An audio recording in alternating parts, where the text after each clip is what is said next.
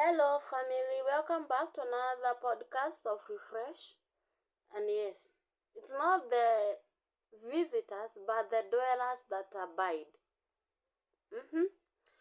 Yes, so we have an issue related to marriages because I have come to realize that not only in marriages, let me first talk generally.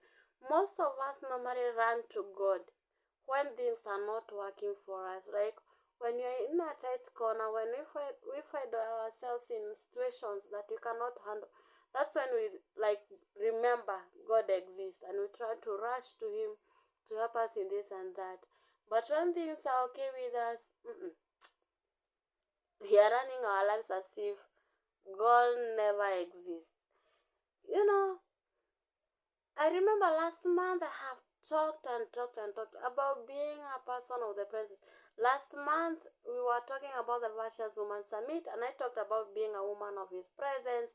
The previous month we talked about honorable men and I talked about being a man of His presence.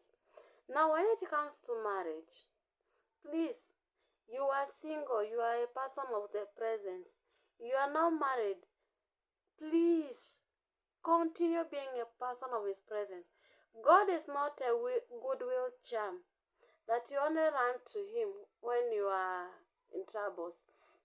When I was young, we had this song that was being sung. I remember the song very well, but it's in my native language, right? So maybe I now elaborate or say it how it used to be. They used to say that God is not gumboots, the gumboots that we wear when it's muddy. That when our troubles come, we go and wear Him, right? We put them on. But when it is sunny, we no longer need them. We go and throw them under the bed. That's how most of us Christians have been like. Because when you were single, you were fervent in prayers, everything was working because you really wanted God to give you a home. And now that He has already given you a home, you are like, I already got what I wanted, so what else? All I need now is rest. And that is all. Then when the storms rages, when trials, when those moments comes, it's that time that you remember that it is God that founded this thing. Oh, let's go back to Him and plead for mercy. You know, yes, God's mercy is free and it's ever available whenever we seek for it. But please don't tempt God. Don't keep Him in a situation whereby He's already used to you. There are these people. I know for the married ones, not like us, the married ones, and we have the married ones and those that have children. Let me talk. I'm talking to those that have children already. I know you already know the character of your child. There's this child that if this child does something, you already know the child wants a certain favor from you. If you are keen on checking on your children, you realize that there is this child that when the child wants a favor or something from you, they will behave in a certain way. While this one wants, they will be, we have made God like that, that He already knows when you try to behave like this, God will be like, hey, he or she is back, oh, so she needs my favor. No, He's your Father. Make it your intention to always speak to your Father, whether it's convenient or not. I know I'm also guilty of this. At times you come from work, you're extremely tired, and all you want is rest.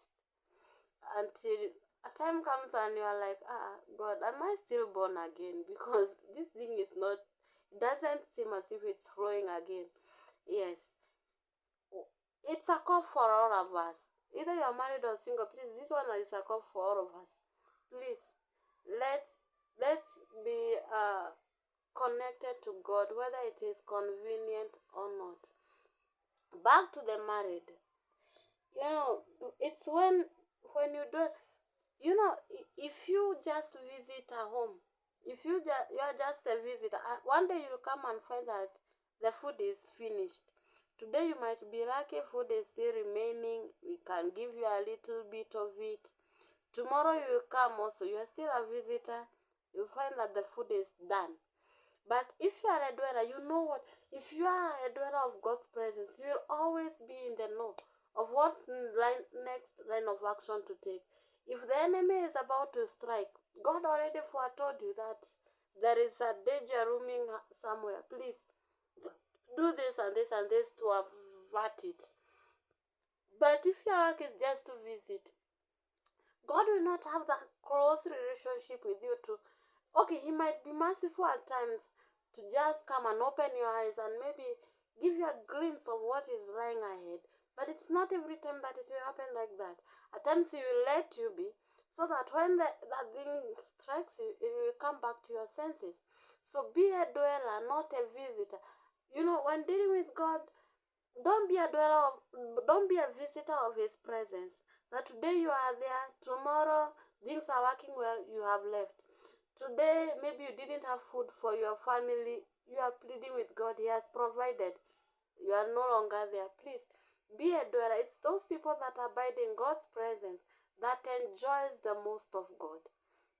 If you're in that marriage and you want your marriage to be blissful, you want your marriage to be good, you want your marriage to be fruitful, please be a dweller of God's presence, not a visitor.